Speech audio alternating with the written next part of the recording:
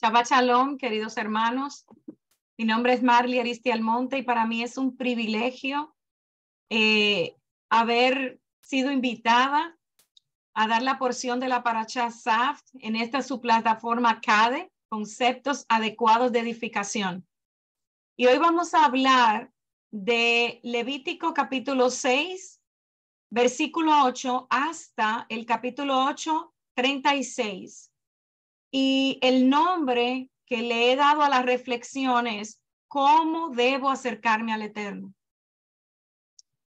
La palabra Saft de esta porción de la Parashá, que es la número 25, significa cargar para o ordenar algo. Y el verbo que acompaña a Saft es asaf, como vamos a ver un poquito más detalladamente más adelante. Muy a menudo vamos a ver ambas palabras en la misma oración, como por ejemplo enviar, saf, y hacer la azot. De saf también viene la palabra misbah, que es mandamiento. Y la palabra implica pues una obediencia exigida, como en la primera vez que la encontramos en Génesis 2:16, cuando el Eterno dice, y el Señor Dios instituyó a Adán. También leemos, y Moisés y Aarón hicieron Goaz como ordenó Hashem, Sivá. Y en la parashá anterior, la parashá Vaikra, comenzamos a tratar con una nueva clase de ofrendas de sacrificio, el Asham, que cubría otro aspecto del pecado y la expiación, hacer reparaciones por lo que uno había hecho, ya sea que la ofensa fuera intencional, conocida o inadvertida, y la persona no lo hiciera. También que la persona se diera cuenta conscientemente, ese es un punto importante, de que había hecho algo malo. En el sacrificio Asham se paga reparación a Dios porque es su santidad la que ha sido violada.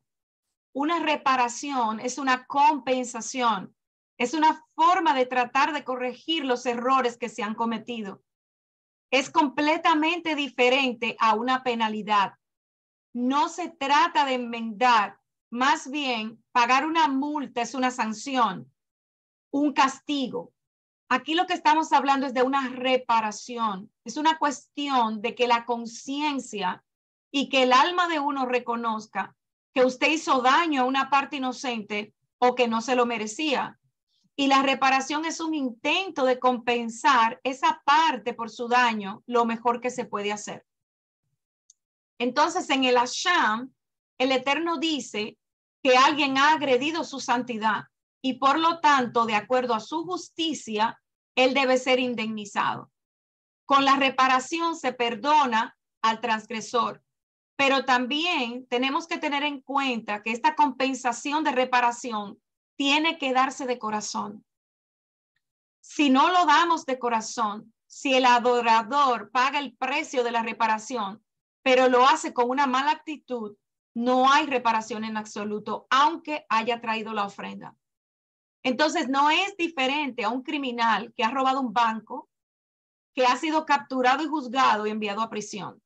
No hay perdón al final del camino, solo juicio y castigo. Esta ofrenda por la culpa, la Asham, es algo sagrado. Y el Eterno dio instrucciones específicas de cómo se iba a degollar la ofrenda por la culpa en el lugar donde degüellan el holocausto. Y la ofrenda de la culpa es distinta de la ofrenda por el pecado, el Korban Hatá. Hay 6 tipos diferentes de ofrenda por la culpa.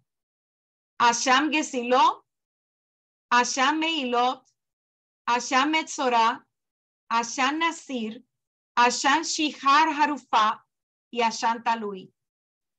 Dependiendo del tipo de ofrenda por la culpa, se ofrecía una oveja de hasta 1 año de edad o un carnero, mayor de 1 año y menor de 2. Y entre los 6 tipos de ofrenda por la culpa se encuentran las de Metzorá o el leproso y las del Nazirita o Nazareo, que se entregaba o se ofrecía durante el transcurso de su voto si se volvía impuro. Cada ofrenda de un sacrificio en el pueblo de Israel es importante.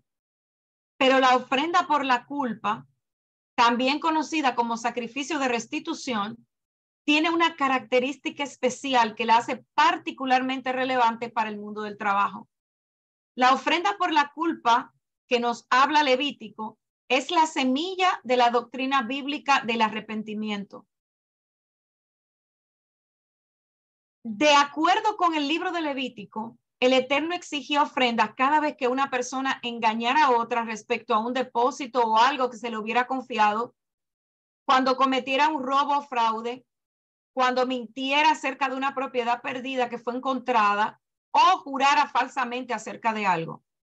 No era una sanción impuesta por un tribunal judicial, sino una restitución que ofrecía el infractor que eludió las consecuencias de su delito, pero que después se sintió culpable y decidió presentar una ofrenda al reconocer su culpa. El fundamento de la ofrenda por la culpa es el arrepentimiento del pecador, no el enjuiciamiento por parte de las autoridades. Y esto es importante, este punto es importante, porque la ofrenda de la culpa enfatiza la manera excepcional varios principios acerca de la sanidad de relaciones personales cuando han sido afectadas por cualquier tipo de abuso. La ofrenda por la culpa también es un gran recordatorio de que nuestro Padre, el Eterno, no ejerce su derecho del perdón a expensa de las personas perjudicadas por nuestros malos actos.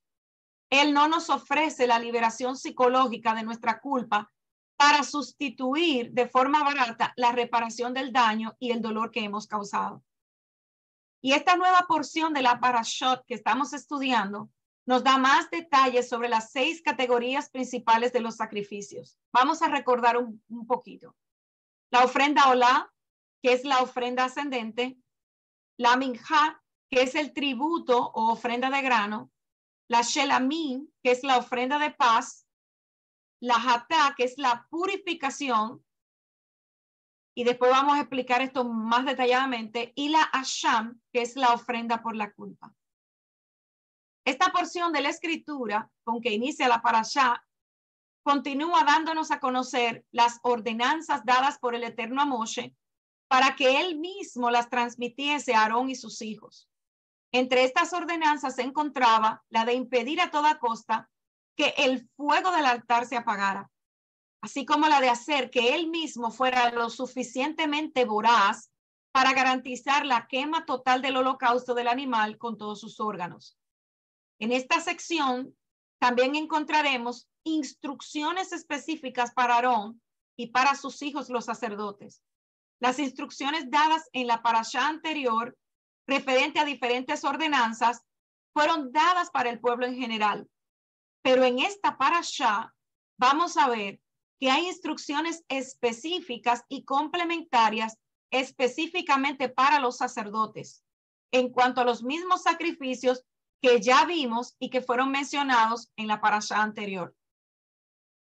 En el capítulo 6 comienza diciéndonos lo que sigue es, como dice el versículo, un mandato para Aarón y sus hijos, los sacerdotes. La primera instrucción se refiere a los deberes de los sacerdotes al realizar el ritual del olá, el holocausto. A los sacerdotes se les dice algo que obviamente es quizás el elemento más importante de la ofrenda quemada, y es que el fuego debe mantenerse ardiendo y nunca se debe permitir que se apague. Luego es que la ofrenda olá, el animal, debe permanecer en el altar toda la noche. El olá fue realizado diariamente por los sacerdotes sin falta. 2 ovejas macho de 1 año de edad, es decir, carneros, fueron los animales de sacrificio. Y estos carneros en particular no fueron proporcionados por adoradores, sino que procedían de rebaños especiales, propiedad del sacerdocio en nombre de todo Israel y criados con este único propósito. Uno de los carneros se sacrificaba por la mañana y el otro se sacrificaba por la tarde como una ofrenda por toda la nación. El olá era lo que comenzaba la rutina diaria de sacrificar animales y luego granos en el altar. Primero se mataba y quemaba el carnero, luego se quemaba una ofrenda de minjá o grano que la acompañaba, y esto era seguido por una ofrenda de libación, a veces de vino, otras veces de agua. Ahora, el olá vespertino, o sea, de la mañana, de un carnero macho, debía dejarse en la parrilla del fuego del enorme altar de bronce durante la noche. Este fue el último sacrificio del día. No se permitía ningún sacrificio después de la puesta del sol. Por lo tanto, no se realizaba ningún sacrificio después de la finalización del sacrificio de la tarde del olá. Por la mañana, un sacerdote tenía el deber de retirar las cenizas de la ronda de sacrificios del día anterior y de tomar el fuego del altar ahora tenue. Agregaba leña y devolvía las llamas crujientes necesarias para quemar adecuada y rápidamente las ofrendas de sacrificio que sería traído durante todo este nuevo día. El sacerdote, que tenía el deber de remover las cenizas y avivar el fuego del altar por la mañana, tenía que usar su traje típico sacerdotal de vestiduras de lino blanco mientras realizaba la primera parte de la tarea. Y tengamos en cuenta los pasos precisos que debían tomarse. Las cenizas debían ser removidas y amontonadas al lado del altar de bronce, y luego el mismo sacerdote se quitaba sus vestiduras sacerdotales, se cambiaba a otro juego para mover el montón de cenizas a otro lugar. Y aunque en el nivel práctico este cambio de ropa puede tener algo que ver con evitar que las cenizas cubrieran toda su vestidura sacerdotal, ese no es el punto principal. Más bien tiene que ver con este sacerdote que necesita llevar estas cenizas de la pila del lado del altar a un lugar fuera del campamento. Y aquí es donde está el término importante, fuera del campamento. Y sabemos que en el tiempo de Moshe, en los días del tabernáculo del desierto, fuera del campamento designaba un lugar más allá del área en la que vivían todos estos cientos de miles de tiendas en las que vivían las tribus de Israel. Tiendas de campaña que se erigían en un patrón más o menos circular alrededor del tabernáculo. Y fuera de esta área había un lugar donde se arrojaban las cenizas. Este pequeño lugar se consideraba limpio. Eso no es contaminado común, pero tampoco era santo. Era limpio. El sacerdote debía usar sus vestiduras sacerdotales oficiales únicamente dentro de los límites del campamento de Israel. Y en la mayoría de las circunstancias, las vestiduras que usaba mientras realizaba sus deberes en el tabernáculo del desierto no podían usarse fuera de los terrenos del tabernáculo por temor a la contaminación. Entonces, los sacerdotes tenían que vestir esta prenda de lino fino, no de la mejor calidad, no podían ser mezcladas con lana. ¿De dónde entonces sacaban esa ropa?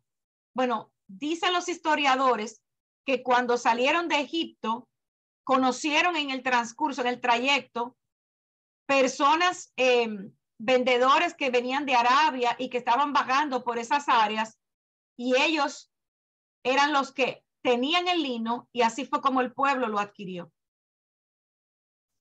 Ahora, uno de los aspectos más interesantes y misteriosos de este capítulo es la instrucción de que el fuego en el altar debía ser perpetuo. Nunca debía apagarse. ¿Por qué era esto?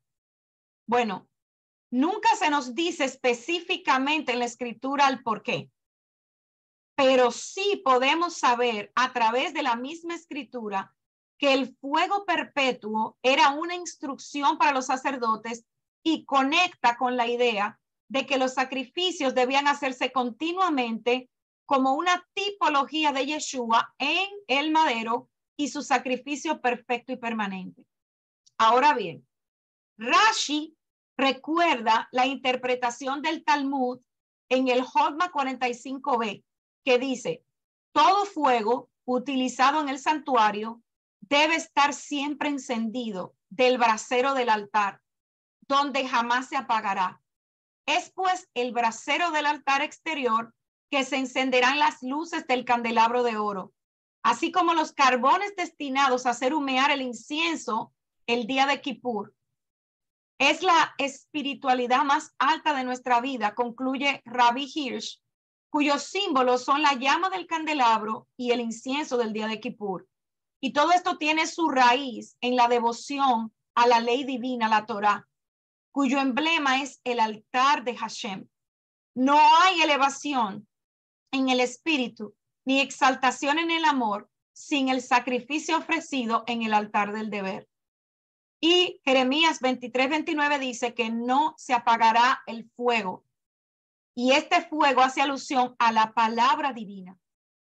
Los sabios comentan que habían varios fuegos sobre el altar. Los rabinos no están de acuerdo en cuanto a la cantidad de fuegos que había en el altar. Se habla de 2 a 4 fogatas diferentes.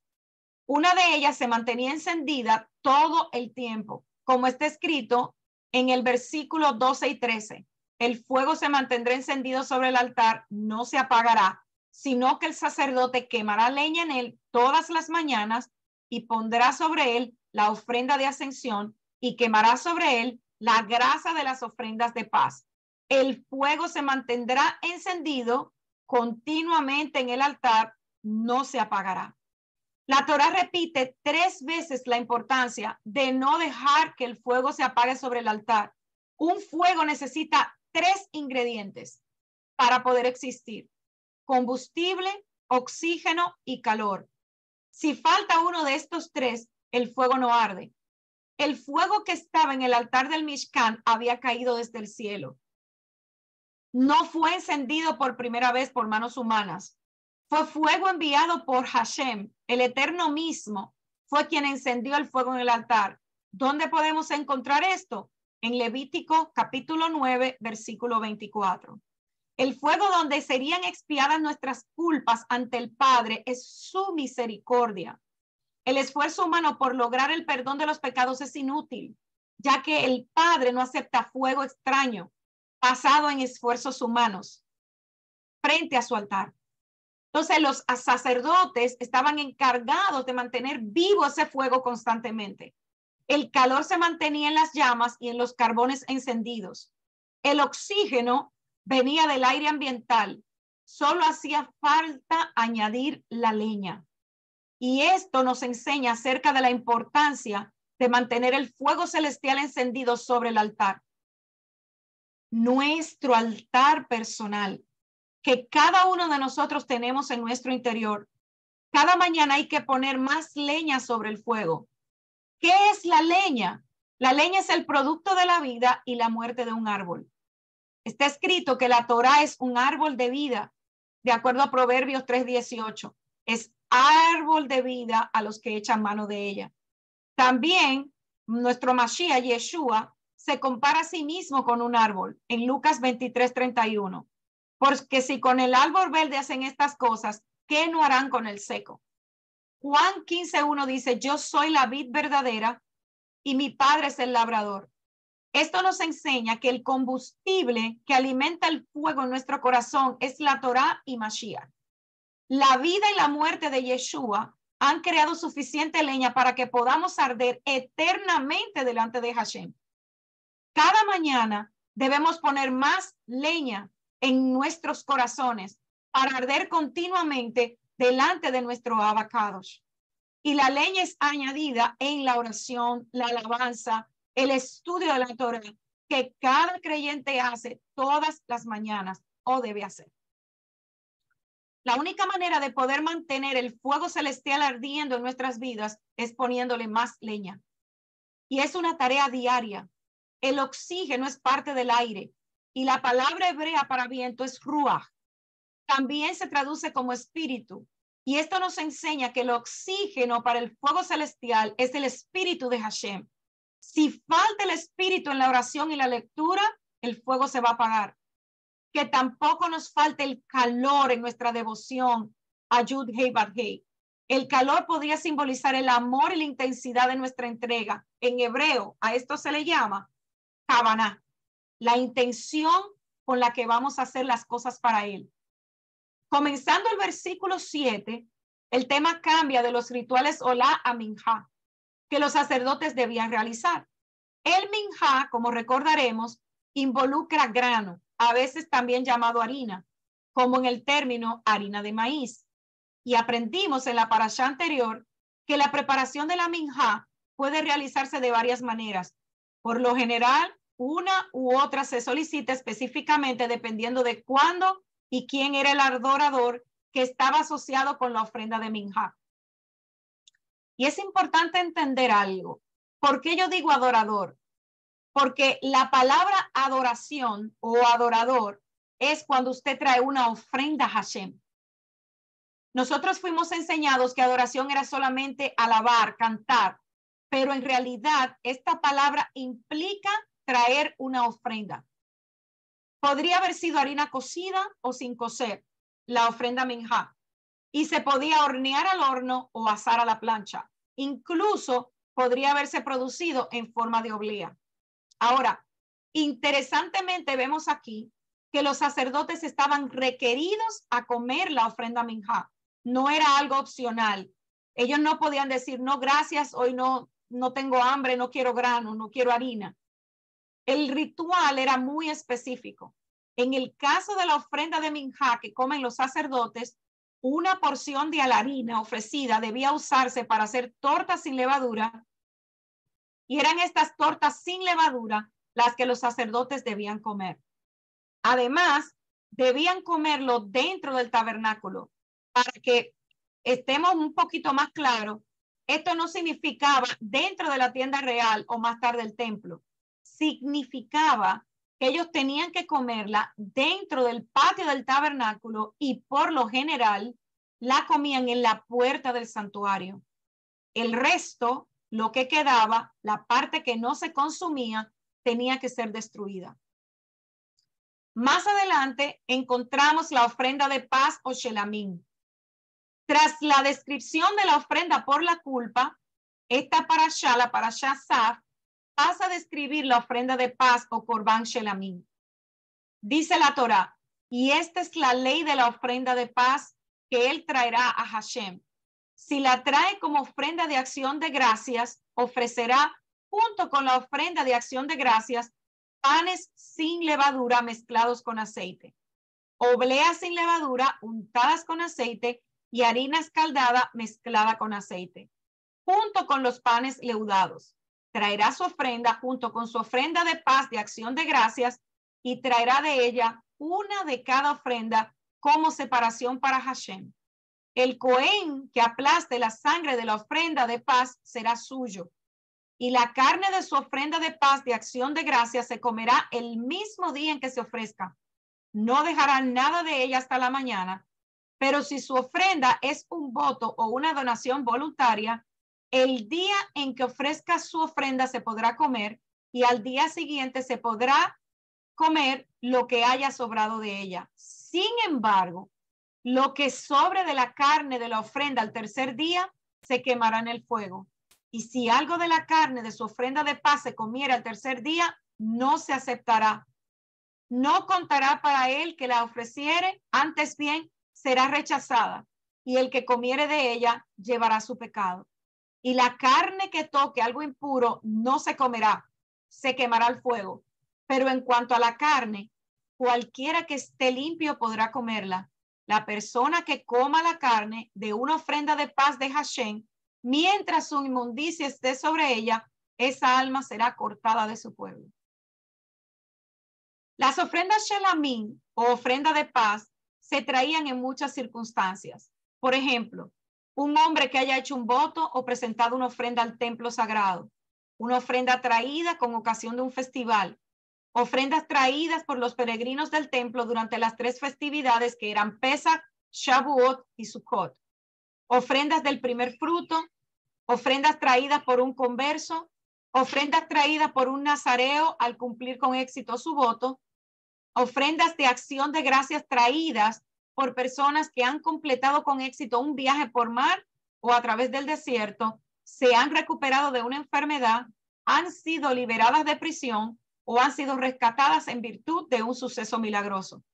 La ofrenda pascual es también una ofrenda de paz. Las ofrendas de paz eran toros, ovejas, y se las comía la persona o el grupo de personas que hacía la ofrenda. Se podían comer en cualquier lugar dentro de Jerusalén. Algunas partes de la ofrenda se entregaban a los sacerdotes. En el capítulo 8 encontramos la consagración de Aarón y de sus hijos. Moshe hizo acercar a Aarón y a sus hijos y los lavó con agua. Puso sobre él la túnica y lo ciñó con la faja. Le hizo vestir el manto y colocó sobre él el efod. Lo ciñó con el cinto del efod y lo adornó con él. Ahora bien, ¿por qué el Eterno le ordena a Moshe lavar y vestir a los sacerdotes ante la presencia de todo el pueblo? ¿Acaso ellos no podían vestirse solos? Aquí vamos a aprender algo de suma importancia con relación a las vestiduras. La ropa, hermanos, de una persona refleja lo que hay en su interior. Así como es necesario vestir el cuerpo, también debemos vestir el alma. Tal como el valor monetario de una prenda generalmente corresponde a su belleza, así también el valor que tendrá la vestimenta espiritual depende de la belleza de los actos de la persona. Y esta vestimenta espiritual era la ropa con la cual Moshe vestía a los sacerdotes, y esto también influyó sobre el pueblo de Israel. Los sacerdotes se anularon completamente ante Moshe, se rindieron ante la voluntad de Hashem, quien antes de vestirlo los lavó con agua, en alusión a las aguas de la Torá que nos transforma y nos purifica. De aquí se entiende que para poder vestir ropas espirituales es necesario rendirse al Todopoderoso y entender que las aguas de la Torá son las que otorgan esas vestimentas. Y esto es una sombra de lo que sucederá con nosotros en el futuro. 700 años antes de que Yeshua viniera a la tierra, el profeta Isaías habló del gozo que tiene el creyente en el Salvador a través de la justificación por la fe. Isaías 61:10 dice: en gran manera me gozaré en Adonai, mi alma se alegrará en mi Dios, porque me vistió con vestiduras de salvación, me rodeó de manto de justicia, como a novio me atavió y como a novia adornada con sus joyas. Estas ropas blancas son simbolismo de algo real. La dedicación de nosotros como creyentes, guardarnos sin mancha y arruga en este mundo. Y esto requiere esfuerzo, requiere fidelidad absoluta a Dios, requiere constante lucha y vigilancia espiritual, moral, la justicia, el amor y mucho más, hermanos. La Biblia dice en Apocalipsis 3:5, el que venciere será vestido de vestiduras blancas, y no borraré su nombre del libro de la vida, y confesaré su nombre delante de mi Padre y delante de sus ángeles. En el versículo 10 se nos dice por qué se dan instrucciones tan específicas sobre cómo los sacerdotes deben comer el grano. Y es porque esta comida está clasificada como Kodesh Kodashim, las ofrendas más sagradas. Todas las ofrendas en el capítulo 6 y los primeros versículos del capítulo 7 se clasifican como santísimas. El resto del capítulo 7 considera las ofrendas como Kodashim Kalim, ofrendas de menor calidad o santidad. No calidad, santidad. Así como vamos descubriendo que Levítico clasifica los pecados en diferentes categorías que reflejan más o menos la gravedad de ellos a los ojos de Hashem, así se ordenaban los sacrificios según su nivel de santidad. En el versículo 11 se nos dice que solo los varones y solo los descendientes de Aarón podían comer de esta porción. Ahora, es importante recalcar algo. Si bien todos los descendientes de Aarón eran levitas, no todos los levitas eran descendientes de Aarón. Sé que muchos de ustedes ya saben eso, pero quizá hay personas nuevas que no lo saben. Los descendientes de Aarón eran los llamados sacerdotes, Cohen. Si una persona era un Cohen, es un descendiente de sangre directa de Aarón y tiene derecho a ser sacerdote. La tribu de Leví se componía de varias familias, de las cuales las de Aarón era solo una. Y no debemos pensar que los términos levitas y sacerdotes son sinónimos o es uno en sí mismo. Aunque a los levitas a menudo se les llama tribu sacerdotal, en realidad solo una de estas familias de levitas era calificada para ser sacerdotes y estos eran única y exclusivamente los descendientes de Aarón. Ahora, al final del versículo 11, se nos confronta, se nos enfrenta con otro misterio. Y vamos a analizar esto con mucho cuidado, porque hoy oímos, y es de tener mucho temor, no, yo voy a orar por los alimentos y yo los santifico. Lo que es impuro es impuro. Veamos esto. La última oración del versículo 11 dice, dependiendo de la versión bíblica que usemos, todo lo que los toque será santificado. Y esta no es la única vez que vamos a ver esta declaración. ¿Qué significa eso exactamente? ¿Significa en este caso que cualquier persona que toque esta sagrada porción de la comida reservada para los sacerdotes se vuelve santa? ¿Significa que el plato en el que se sirve la comida del sacrificio se vuelve sagrado simplemente porque entró en contacto con los alimentos que han sido declarados santos? En realidad, hasta ahora, ese ha sido el veredicto general en cuanto al significado de esto. Muchos teólogos y estudiosos de la Biblia han determinado que el significado del versículo 11 es que todo lo que entra en contacto con la santidad se vuelve santo en sí mismo. Baruch Levin, uno de los principales estudiosos del hebreo y del antiguo pacto en nuestros días, piensa que tal vez esto tenga un significado más profundo y más creíble que encaje mejor con el patrón general sobre este tema bastante importante que se presenta a todo lo largo de la Biblia. Y ese patrón bíblico es este, que todo lo que toca algo impuro se vuelve impuro. Pero cualquier cosa que toque la santidad no necesariamente se vuelve santa. Por el contrario, si algo que no es limpio o santo toca la santidad, o mejor dicho, si no está autorizado a tocar la santidad, generalmente resulta en muerte y destrucción. Es porque algún elemento de santidad fue contraído por alguien o algo que nunca tuvo la intención de tenerlo, por lo que debe ser destruido. Probablemente el patrón parece ser una calle de una sola vía o de un solo sentido. La impureza puede ser transferida a través del contacto con algo que estaba limpio, pero la santidad no debe transferirse con el contacto de algo que era impuro o común. La santidad solo puede ser imputada, es decir, otorgada por Dios, que es santidad misma. Dios establece reglas sobre qué y quién puede ser santo y cómo puede suceder. Nada se vuelve santo por accidente, hermanos. Una persona no puede comprar la santidad ni obtenerla por su propia voluntad, pero mucho se vuelve impuro, profano por accidente. Entonces, con este patrón en nuestra mente, vamos a ver una mejor interpretación de la instrucción aquí, que generalmente dice, cualquier cosa que toque esto se vuelve santo. Es probablemente cualquiera que toque estos debe estar en un estado santo.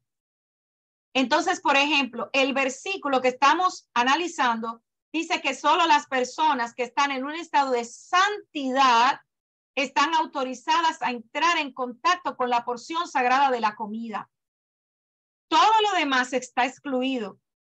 Todos podemos recordar la historia en la Biblia que sucedió cuando los filisteos tomaron las preciosas e inimaginables sagrada arca de la alianza de Israel en la batalla. Miles de filisteos murieron. La estatua de su dios principal, Dagón, o Dagán, como muchos traducen, fue derribada y destruida. Incluso leemos que los levitas, cuando transportaban el arca y cuando parecía en los tiempos de David que el arca se iba a caer, un levita extendió su mano y tocó el arca para estabilizarla, y ese hombre, Usa, murió en el acto. Eso lo podemos ver en 2 de Samuel, capítulo 6, versículos 5 al 7. Muchas versiones bíblicas, específicamente la King James en inglés, traduce la segunda categoría de sacrificios como la ofrenda minjá, como una ofrenda de carne. Irónicamente, en la ofrenda minjá no hay carne. Minjá en hebreo significa tributo o regalo y consiste en ofrendas de grano, no de carne. En inglés arcaico o antiguo, carne equivale a comida y de alguna manera estaba bien, pero no era perfecto.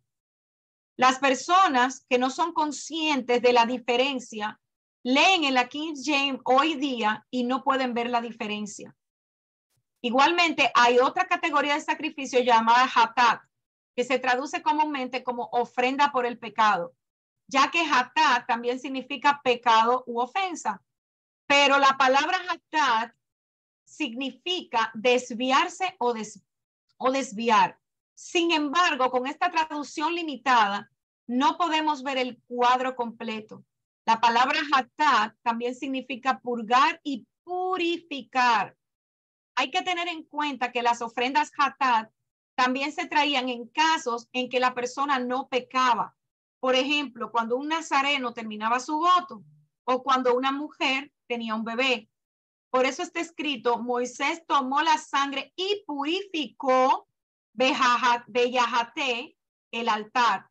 Entonces sería erróneo decir que Moshe tomó la sangre y pecó en el altar.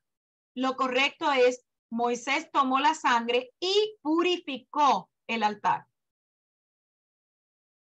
¿Por qué es tan importante estudiar adecuadamente las leyes de los sacrificios y todos sus detalles? Especialmente ahora que no hay templo. ¿Por qué los sacrificios son el elemento esencial en el servicio de adoración? Y todos somos un santuario para la presencia divina. Según el versículo, hazme un santuario y yo habitaré en ellos, en Éxodo 25:8, lo vimos en la Parashá Terumá. En otras palabras, cuando sabemos cómo traer los sacrificios, aprendemos a adorar a Elohim correctamente, como está escrito, Hine Shemoah Mitzebak. He aquí la obediencia viene del sacrificio. De hecho, en el antiguo Israel, los niños judíos comenzaban su estudio en el libro de Levítico, no en el libro de Génesis. Porque como los niños se consideran puros y no cuestionan a Elohim, se consideraba más importante la santidad del culto, de saber que Él hizo el mundo y todo lo que lo contiene y dio las instrucciones. ¿Por qué entonces es tan importante el corbán? Para entender correctamente qué es un corbán, debemos irnos al hebreo, ya que nuestro idioma no posee un vocablo adecuado a lo que nuestra lectura semanal, o sea, de la Torá, se denomina como corbán. Muy posiblemente porque nuestra cultura, ni la mayoría de los idiomas que podemos conocer, contiene esa idea. Por lo tanto, en las traducciones de la Torá, encontraremos que se habla de un sacrificio o de una ofrenda cuando se trata de explicar el hecho de que una persona se acerque al santuario con un animal para hacer un corbán. La palabra corbán es acercamiento en relación al ser humano con respecto a Elohim y proviene de la palabra hebrea karov. No es tener miedo, no es la idea como los pueblos paganos de calmar ira de un Dios, sino de la búsqueda eterna de sentirnos cercanos a Él. Como lo expresa el rey David en los Salmos, la cercanía hacia Elohim es buena para mí. Dado que el mundo terrenal brinda tantas oportunidades de aparentar que la vida sin Elohim puede ser posible, y dado que las necesidades físicas de las personas ocupan su mente día a día, de sol a sol, el corbán le permite volver a Elohim en una de distintas maneras. Uno de los alejamientos más pronunciados de Elohim es cuando el ser humano transgrede su palabra. Y en ese caso también la Torá le receta un corbán de acuerdo a la falta. Para aquel que pecó, el vínculo con Elohim se ha deteriorado y el corbán lo vuelve a rehabilitar y a estrechar. Lo que se destruyó quedó atrás y más que destrucción, el corbán nos da una nueva oportunidad de vida. Es por eso que estamos estudiando todos estos tipos de ofrendas. Y hay dos categorías para los servicios del templo. Los servicios interiores en el Heikal o el palacio dentro del edificio y los servicios exteriores en el Azará, el patio. Esto se aplica a nuestro santuario interior, el desarrollo interno de la espiritualidad y la santidad del nombre de Elohim en este mundo material. Uno podría pensar que el trabajo interno tiene preferencia sobre el externo. Sin embargo, el servicio del templo comienza encendiendo el fuego del altar externo y de él tomamos el fuego para que encendamos la menorá y el altar interno. Y esto nos enseña que Elohim no está interesado en las personas que solo se centran en su autorrealización y se olvidan del resto del mundo. Así que el corazón de la Torá es amar al prójimo y esta regla debe ser el sello de todo nuestro desarrollo espiritual. Cuando decimos que Israel es el pueblo elegido, no significa que hayan sido elegidos para vivir en el mundo venidero solamente.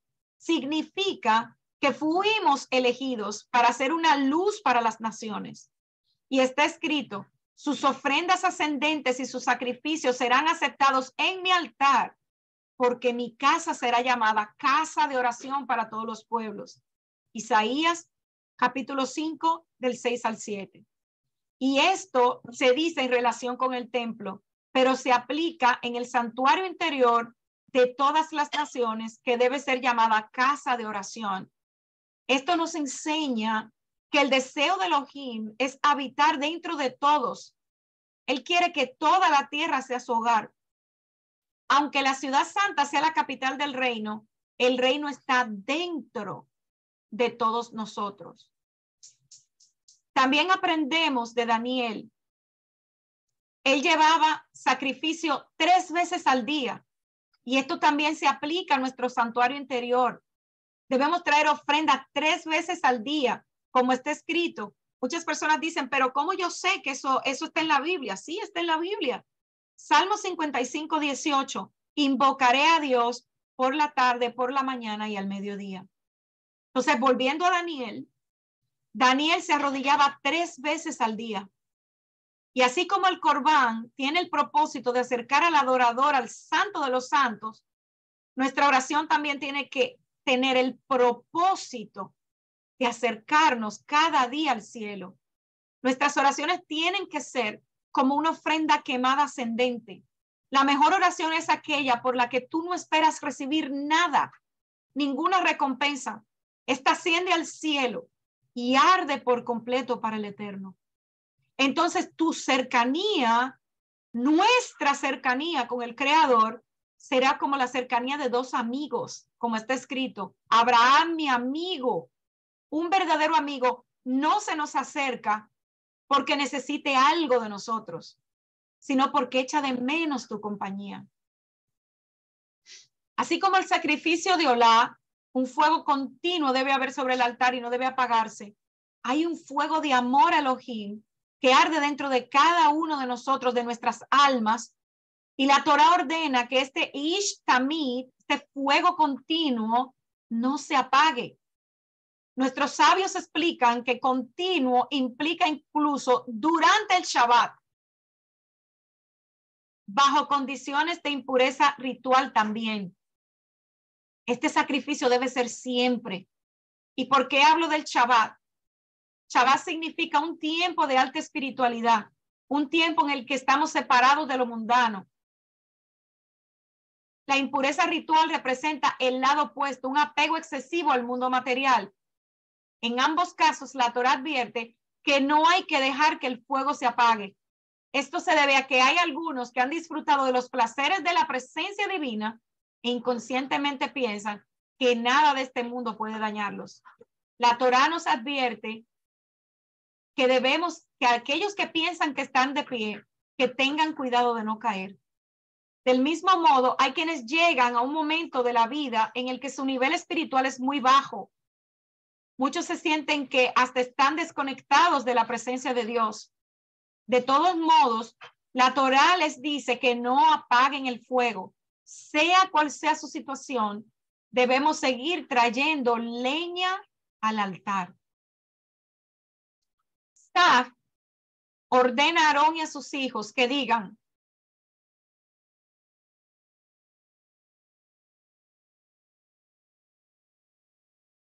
el verbo que acompaña a Saf es asaf, como lo mencioné anteriormente. Y esto es muy importante que nosotros lo recordemos. Esto no es opcional, es una ordenanza, es un mandato. ¿Qué es un miluim? Miluim es el proceso completo que se debe seguir cuando nosotros somos llamados. Implica la purificación y la investidura de una persona, como lo hizo Moshe con los sacerdotes y con los objetos que eran sagrados en la tienda de reunión, enseñándonos que también sitios de enseñanza y de estudio tienen que ser consagrados a Hashem. Y si tomamos juntas estas dos raíces, Sivá y Asá, en gematría equivalen a 7 veces la palabra vida, Haim. 7 por integridad, como se explicó. La integridad es también la base de nuestra adoración. Nosotros tenemos que ser íntegros. Por lo tanto, está escrito: puedes ordenar a tus hijos que observen para hacer todas las palabras de esta Torá, porque es tu vida, es tu Haim.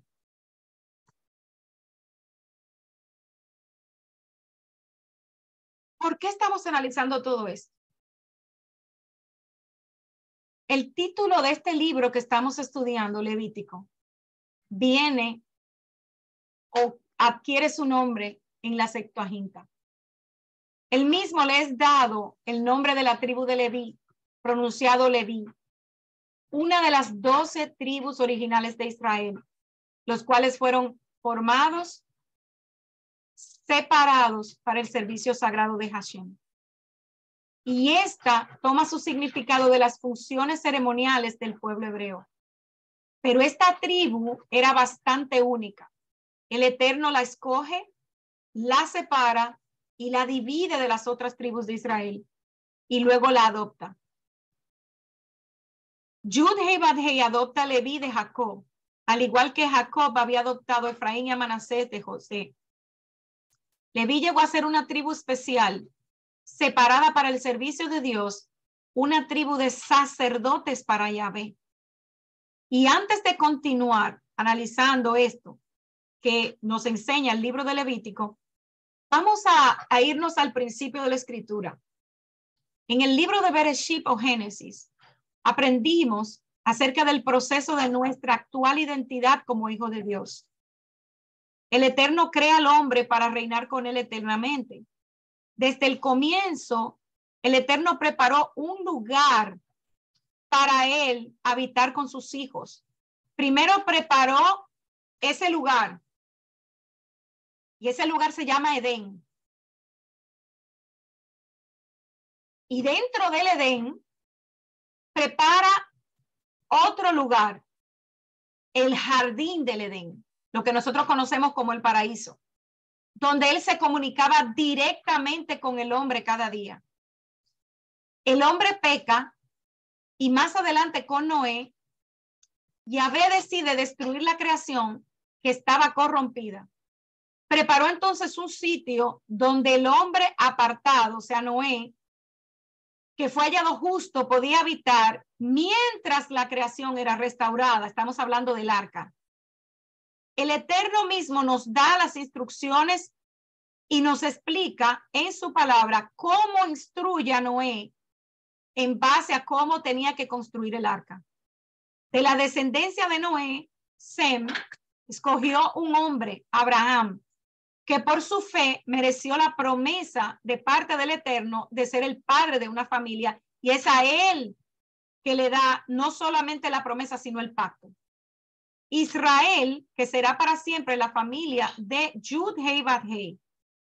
En el segundo libro, Shemot o Éxodo, el Eterno saca a su pueblo de la esclavitud de Egipto, lo trae al desierto, y allí con muchísimos detalles, como hemos visto en cada uno de los estudios que ya hemos visto de Éxodo, da a Moshe las instrucciones acerca del nuevo templo, el lugar donde él quiere habitar en medio de su pueblo, el tabernáculo o Mishkan.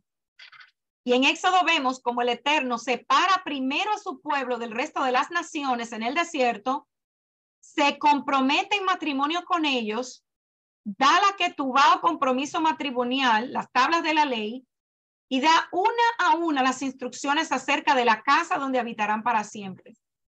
Da también las instrucciones de las vestiduras sacerdotales en representación de las vestiduras que la novia llevará el día de su boda. En el libro de Éxodo también se revela el estilo de vida que la novia debe llevar fuera del tabernáculo, y termina con la construcción del tabernáculo y la gloria de Hashem llenándolo con su presencia. El libro de Éxodo es el manual de instrucciones para construir la casa donde habitarán los esposos, el Eterno y su novia Israel.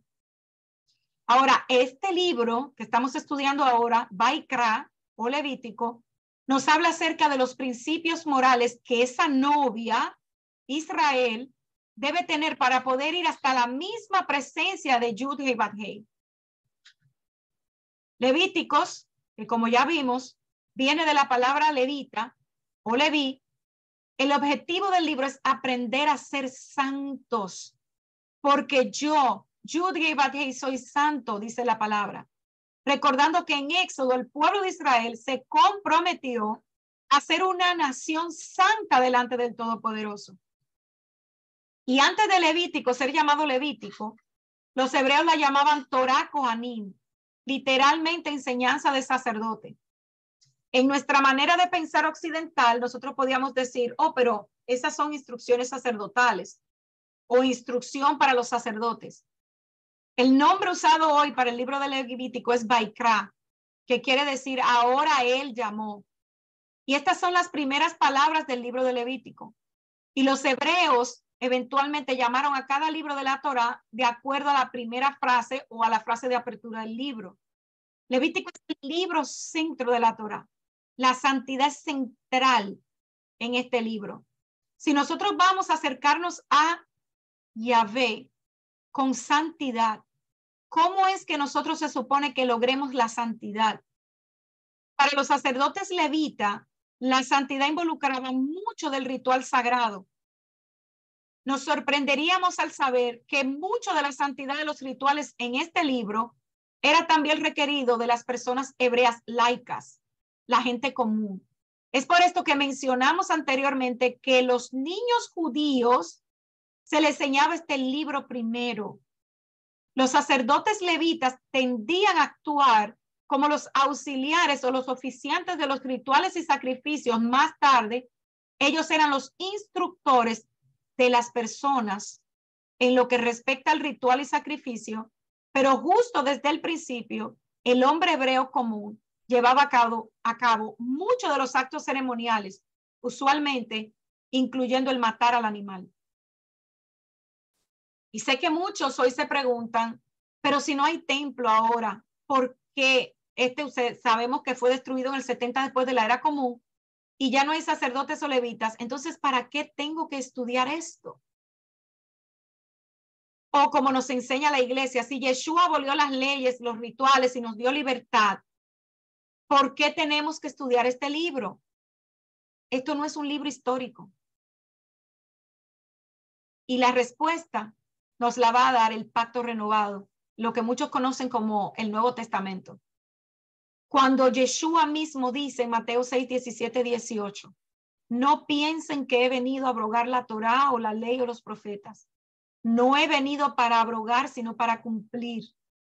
Porque de cierto os digo que hasta que pasen el cielo y la tierra, Ni una jota, ni una iot, ni una tilde pasará de la ley hasta que todo se haya cumplido. Nosotros hoy somos un Mishkan, de acuerdo a 1 Corintios 3, 16 al 17.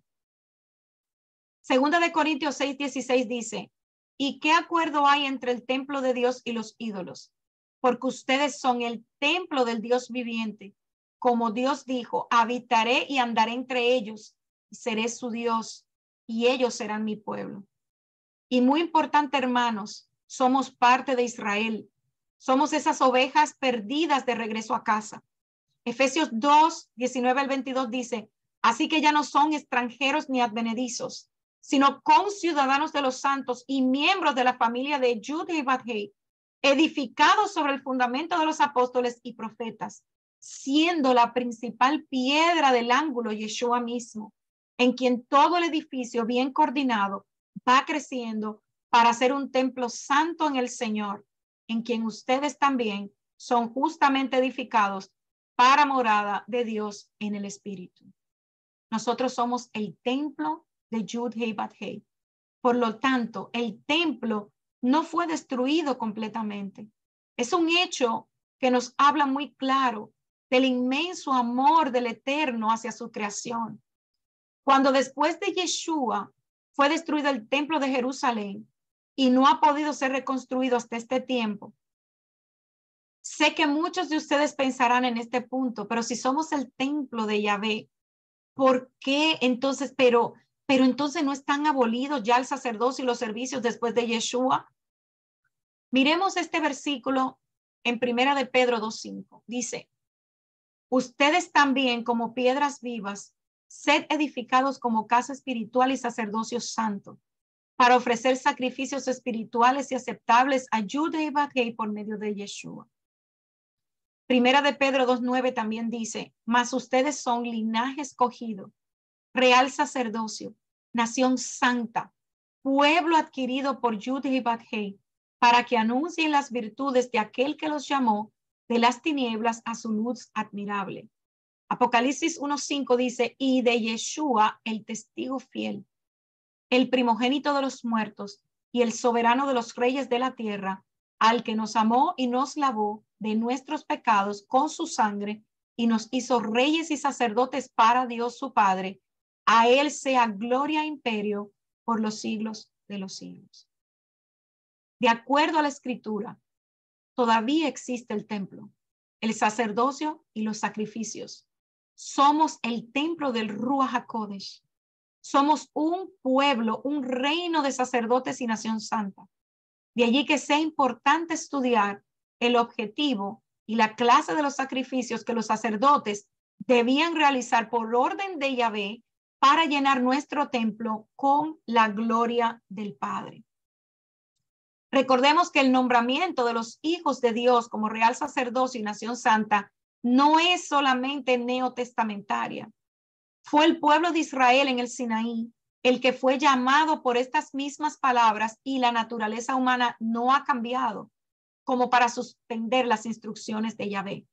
Aprendemos pues a vivir en santidad para que la gloria del Eterno pueda llenar nuestras vidas. Solo así entendemos que somos sacerdocio y que somos Mishkan del Eterno. Encontraremos entonces sentido a este libro de Levítico. ¿Qué es la santidad? La santidad es una cualidad fundamental de nuestro Elohim, una virtud indispensable de todo verdadero creyente, un atributo de ciertos lugares, objetos, días, fechas y acciones. El término hebreo kadosh significa santo, santuario, sagrado, puro, física, ritual, espiritual, moralmente. También se traduce como separado, puesto aparte, consagrado. La santidad nos habla de un propósito. Otro ejemplo claro de la palabra kadosh es la expresión que utilizó Moshe para referirse al lugar más del tabernáculo, el santo de los santos, un superlativo para un lugar que concentraba la santidad de Dios. El Eterno es santo en majestad, trascendencia, misterio, separado del hombre y del pecado. Así como Él es santo, Él congrega un pueblo y lo separa para sí. Y ese pueblo también debe ser santo.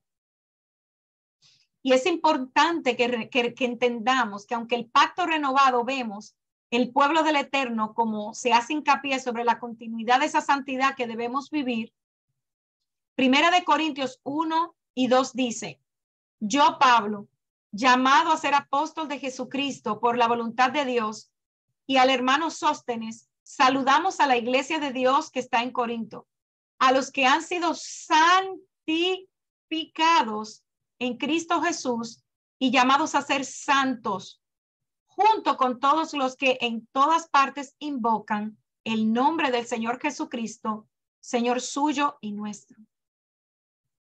Yeshua fue el cumplimiento de todo el sistema sacrificio levítico hacia todo lo que apuntaba.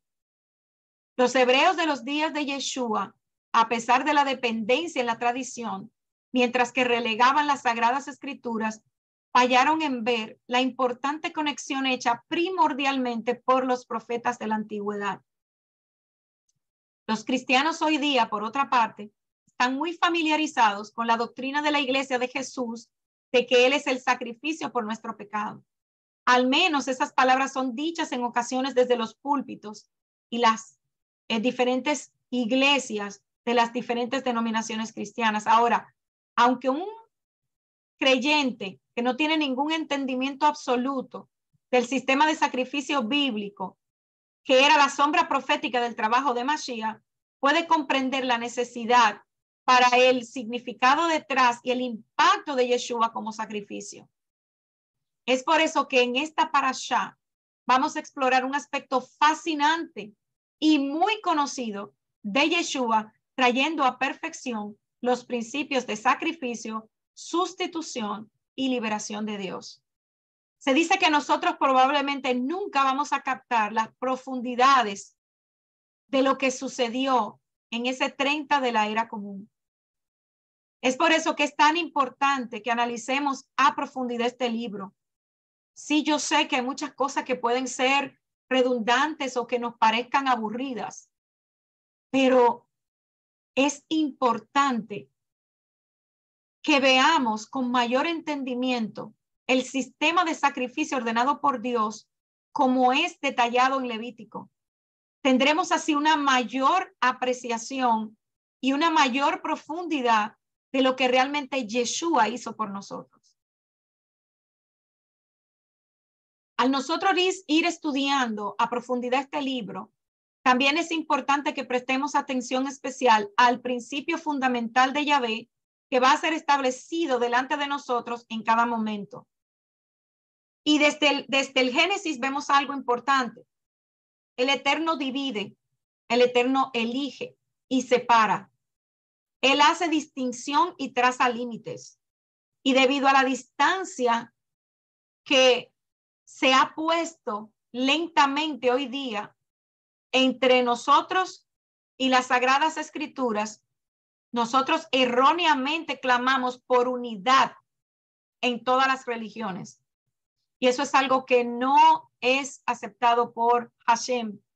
Recordemos que la primera cosa que él le decía al pueblo cuando iba a entrar o iba de paso en otra nación era: no hagan como ellos, ustedes son separados.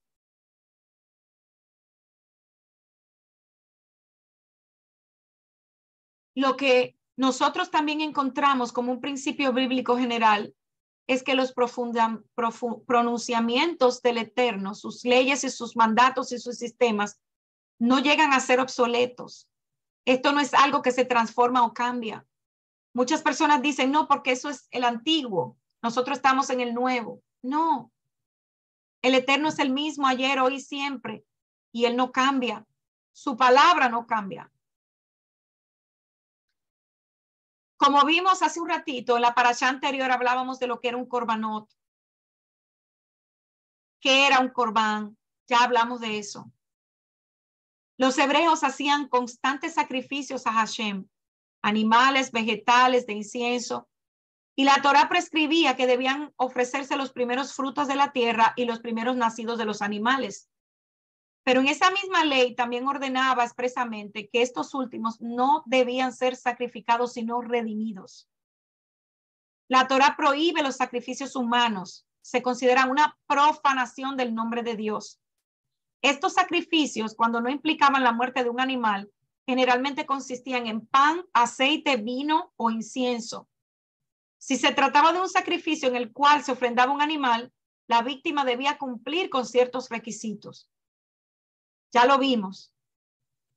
Había regulaciones en cuanto al sexo, la edad y las características que debían tener los animales que iban a ser sacrificados, y no podían tener ningún tipo de defecto físico. Como vimos, ya vimos la ofrenda encendida, vimos la minjá, el shelamín, el hatá y el asham. Y es importante que prestemos atención a los capítulos 8, que ya vimos, y a los que vienen, que vamos a ver la semana próxima, el 9 y el 10, porque estos son una continuidad, son una unidad. Estos 3 capítulos, hermanos, nos van a presentar la ordenación del primer sacerdocio de Israel.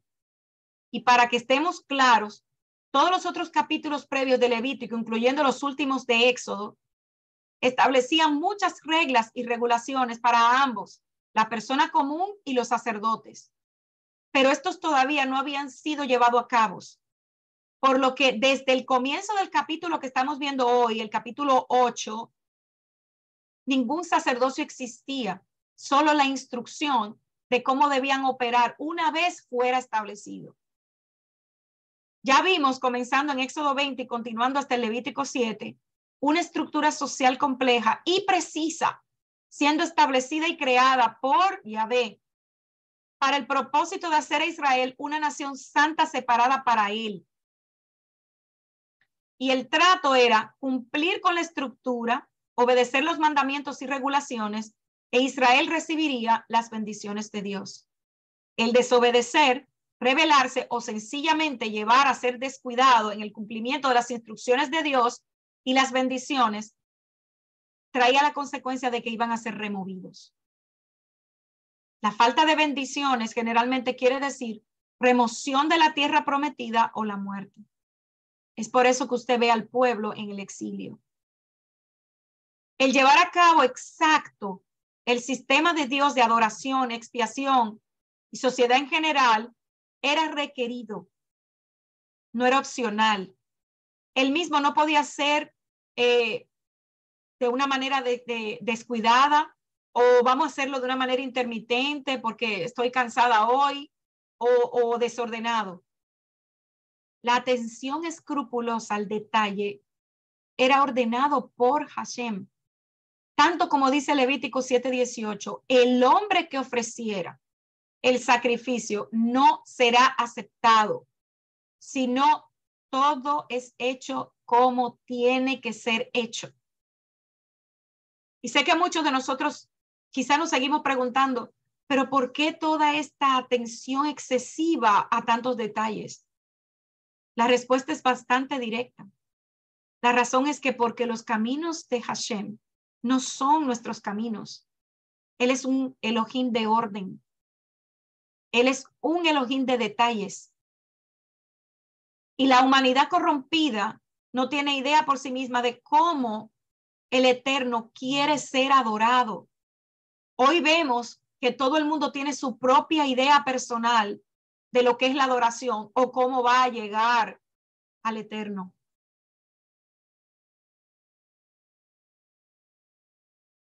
Y aún hasta la llamada cristiandad, su adoración es hecha por el hombre, con entendimiento de hombre. Y esto sucede cuando queremos hacer las cosas a nuestra manera, porque Él explicó cómo Él lo quería. Y no podemos hacer las cosas a nuestra manera. Si queremos agradarlo, necesitamos obedecerlo. Yeshua dice en Mateo, como vimos hace un ratito, que Él no había venido a abrogar la ley, Él no había venido a cambiar nada. Él lo que vino fue a darle el entendimiento correcto. Él cumplió lo que de Él se había dicho. Pero Él lo dijo claro, Él no vino a cambiar nada.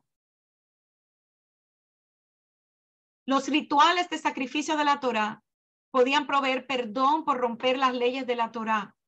No había nada mágico o sobrenatural acerca de esos rituales o procedimientos. Por ejemplo, la sangre de un animal de alguna forma no llegaba a ser sangre sobrenaturalmente accionada. Cuando ese animal era sacrificado y su sangre era derramada para expiar el pecado, la grasa y las entrañas quemadas en el altar de bronce no se transformaban en un humo mágico. El asunto aquí era la obediencia a Dios, a nuestro Creador, al Señor del ritual, aunque hoy muchos estén en contra del ritual. Los rituales que nosotros hemos visto, hemos presenciado y que continuaremos estudiando, por sí solo poseen un poder inherente. No lo poseen, perdón. Nada puede hacer santo algo.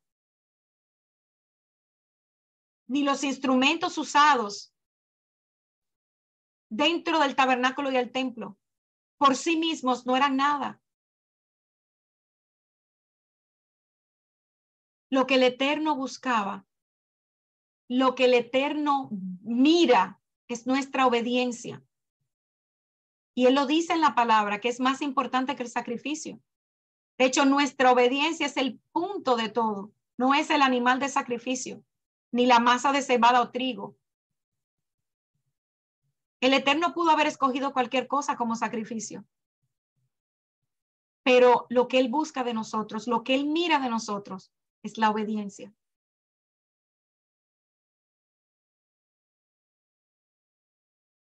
Vamos entonces a pensar que Levítico capítulo 7 y el comienzo del capítulo 8, aun cuando uno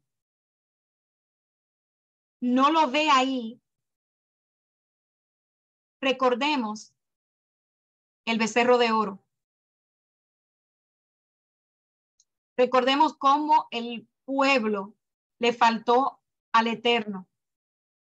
Y aquí en el capítulo 8 vemos a Aarón y a sus hijos, el primer sumo sacerdote y los sacerdotes comunes de Israel, que tenían que ser purificados para poder así asumir sus posiciones. ¿Por qué? Porque ellos eran pecadores y estaban impuros. Estos mismos hombres que ahora estaban a punto de ser investidos como siervos personales y guardianes de la Torá, unos meses atrás voluntariamente participaron en la abominación de la construcción de un ídolo, el becerro de oro. Y el capítulo 8 comienza con Moshe siendo llamado el oficiante de lo que iba a seguir. Moshe iba a ser el ordenador de sacerdotes. Moshe iba a conducir la ceremonia de ordenación. Y Moshe fue instruido en el verso 3 a reunir toda la congregación a la puerta de la tienda. Dos cosas debemos saber. Toda la congregación aquí no era algo literal, porque recordemos que estamos hablando de un pueblo grande. Se estaba refiriendo a los ancianos, a los dirigentes de cada tribu. Y la puerta de la tienda se refería al patio del tabernáculo. En el versículo 5, simplemente verifica que todas las instrucciones que nosotros leímos en los capítulos anteriores fueron hechos en una fecha temprana, pero también verifica que el pueblo israelita estaba tanto instruido o eran ya conocedores de esas instrucciones y de lo que iba a suceder, porque Moshe dice, esto es lo que el Señor dijo que hicieran y aquí está. Moshe entonces lava a Aarón y a sus hijos con agua para purificarlos. Ya vimos que es una tipificación de purificación de la Torá. Y este lavado de purificación no tenía que ver con sucio y mugre, aun cuando siendo físicamente higiénico era una parte del ritual. Más bien la misma tenía un simbolismo similar a un mikveh, a un bautismo. El lavado era una expresión exterior de un principio espiritual. Uno tenía que ser puro para ser limpiado de su corrupción, para así poder venir delante del Eterno, el Dios del universo. Aunque se estaba haciendo un acto físico, la verdadera acción se manifestaba en el mundo espiritual. Y después de que Aarón había sido lavado, Moshe viste a Aarón con la vestimenta única y exclusiva del sumo sacerdote. Tenía 8 piezas en total que le hacían la vestimenta de Aarón. 4 de ellas eran comunes para todos los sacerdotes. Nosotros vimos esto en el libro de Éxodo 28 y luego también en Éxodo 39. Por eso no lo voy a mencionar acá ahora. Después del lavado, luego de vestir a Aarón con su vestimenta de sumo sacerdote, Moisés toma el aceite preparado de unción, aceite de olivo fino mezclado con ciertas proporciones de especies, y ungió el tabernáculo y todos los mobiliarios especiales que estaban en el mismo, la menorá, el altar de incienso, la mesa de proposición, el arca del pacto, podemos presumir o entender, y luego el altar de bronce, el lavatorio de agua y finalmente Aarón mismo. Después que el tabernáculo y sus mobiliarios y Aarón fueron ungidos, los hijos de Aarón, los sacerdotes comunes, también fueron ungidos con aceite. Ahora, era tiempo para algunos de los importantes rituales del sacrificio, luego de que ellos fueron purificados. Vamos mirando los pasos. El hatá, la ofrenda de purificación, viene y esa es la representación común del hatá, purificación. Y era usado un toro, el más costoso de todas las posibles ofrendas de los animales, y el ritual usual es llevado a cabo por Aarón y sus hijos, el shemitá. Ellos ponen la mano en la cabeza del toro y luego este era sacrificado.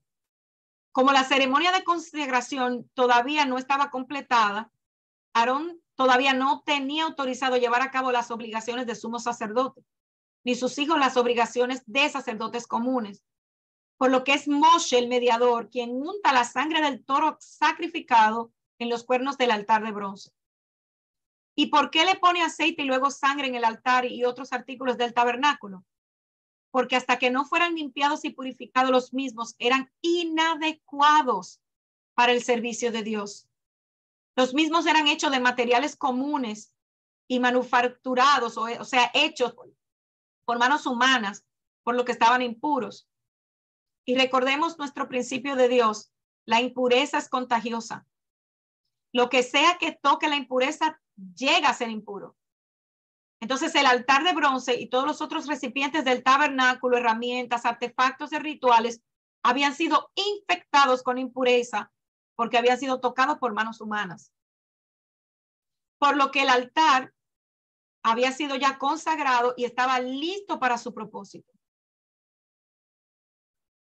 El primer sacrificio es ofrecido sobre la parrilla de fuego. La grasa y ciertas partes de las entrañas del toro son puestas por Moshe, no por Aarón, en el altar y se convierte en humo.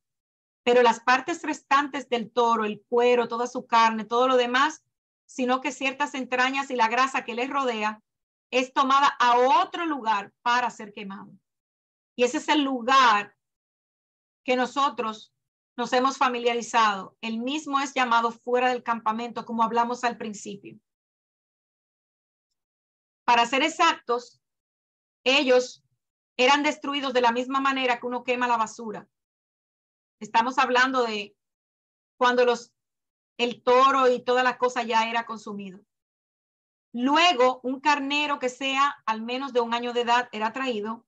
Aarón y sus hijos ponen sus manos sobre el carnero, identificando a este carnero como el que es traído a Dios por el hatá, y para simbolizar la transferencia de su culpa, de su pecado sobre esta inocente oveja, y la misma era sacrificada. La sangre del carnero era recogida, rociada en todos los lados del altar de bronce, y luego, a diferencia del toro, la cabeza del carnero, la carne, las entrañas y la grasa, o sea, casi todo el carnero, era quemado.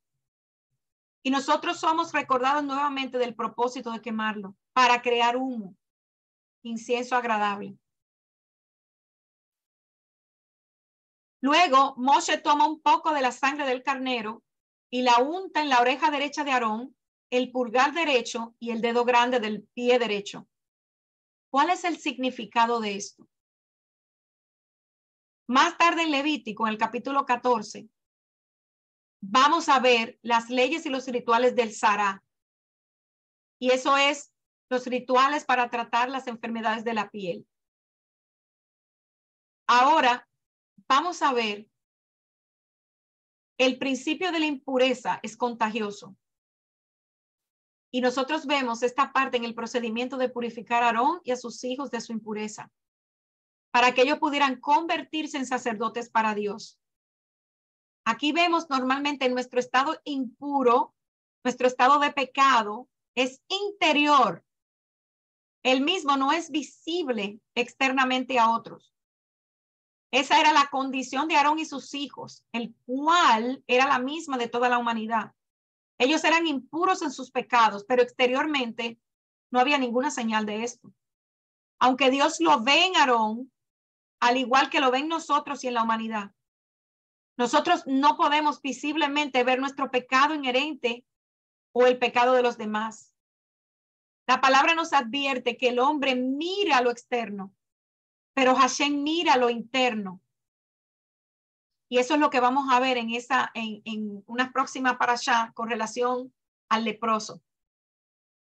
Las enfermedades de la piel son simbólicas a la impureza, pero lo veremos con más detalles allá.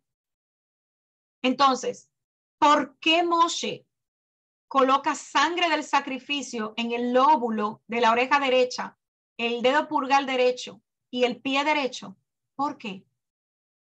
La punta de la oreja derecha es una alusión a lo que escuchamos, con el oído que escuchamos. Está escrito, oiré lo que Hashem hablará, porque hablará paz a su pueblo y a sus santos, pero no se volverán a la insensatez. Rav Shaul también nos advierte, porque llegará el momento en que no soportarán la sana doctrina, antes bien, teniendo comezón de oír, se amontonarán maestros conforme a sus propias concupiscencias y apartarán de la verdad el oído, se volverán a las fábulas. Cuidado con lo que escuchamos. El pulgar de la mano derecha es una alusión a nuestras acciones. La mano derecha es símbolo de autoridad y poder, representando las acciones que hacemos conscientemente como hijos del Eterno. Con la mano tomamos o hacemos. Y el rey David dijo, ¿quién subirá al monte de Yahvé? ¿O quién estará en su lugar santo? El limpio de manos y puro de corazón, el que no ha elevado su alma a cosas vanas, ni jurado con engaño. Además, Yahvé odia las manos que derraman sangre inocente. Tenemos que tener cuidado con lo que hacemos. Y el dedo gordo del pie derecho es una alusión a nuestros caminos, a cómo nos conducimos con el pie, porque con el pie caminamos determinados caminos. Y Yeshua dijo, entrad por la puerta estrecha, porque ancha es la puerta y espacioso el camino que lleva a la perdición. Y muchos son los que entran por ella, porque estrecha es la puerta y angosto el camino que lleva a la vida. Y pocos son los que la hallan. Tenemos que tener cuidado por dónde vamos. La sangre recordaba que solo debíamos escuchar, hacer y caminar por el sendero que el Todopoderoso nos señala. Filipenses 4:8 dice, por lo demás, hermanos, todo lo que es verdadero, todo lo que es honesto, todo lo justo, todo lo puro, todo lo amable, todo lo que es de buen nombre, si hay virtud alguna, si algo digno de alabanza, en esto pensad. Y en el verso 26, ya estamos casi terminando. El verso 26 continúa la ordenación y el rito de consagración. Y nosotros vemos un procedimiento que nos debe de sonar familiar. Nosotros vemos una ofrenda de grano presentada. Y esta ofrenda de grano, la minjá, la cual normalmente es presentada en cualquier ceremonia de ofrenda como una de varias diferentes, pero con métodos aceptables de preparar el grano, es aquí ofrecida en tres formas. Como una torta sin levadura, el cual era cocida en una plancha, y luego como una torta empanada con aceite que debía hornearse en un horno, y finalmente como una oblea. Y estas son puestas en las manos de Aarón y de sus hijos, sobre un poco de grasa del carnero, y las mismas son presentadas al Eterno por medio del procedimiento que acabamos de aprender en el capítulo anterior, y que se llama en hebreo tenufá. Nosotros lo llamamos una ofrenda de movimiento. Y es que el material, o sea, la ofrenda, es levantada por encima de los hombros por el creyente y luego se mueve hacia atrás y hacia adelante y hacia atrás, como si fuera una ola. Después de esto, Moshe toma el sacrificio fuera de las manos de Aarón y de sus hijos y los pone en el altar de bronce, y él mismo es quemado y convertido en un aroma agradable. Y observemos también que la pechuga del carnero es ofrecida en una tenufá, una ofrenda de movimiento por Moshe, y la misma era quemada en el altar. Más bien Moshe se quedaba con ella como su porción para ser ingerida como alimento. Ahora, como final a la consagración de Aarón y sus hijos, una mezcla de aceite especial de unción y la sangre del sacrificio eran rociadas en ellos y en sus ropas. La consagración era completada, aunque no tomaría efecto hasta un periodo que pasara de 7 días. Entonces, aquí obtenemos un principio importante: impureza, corrupción. Puede suceder en un instante, pero al convertirse uno en puro, uno purificarse toma tiempo. Podemos ser impuros en un abrir y cerrar de ojos, pero volver a ser puros toma tiempo. Y este tiempo de purificación de Aarón y de sus hijos fueron 7 días.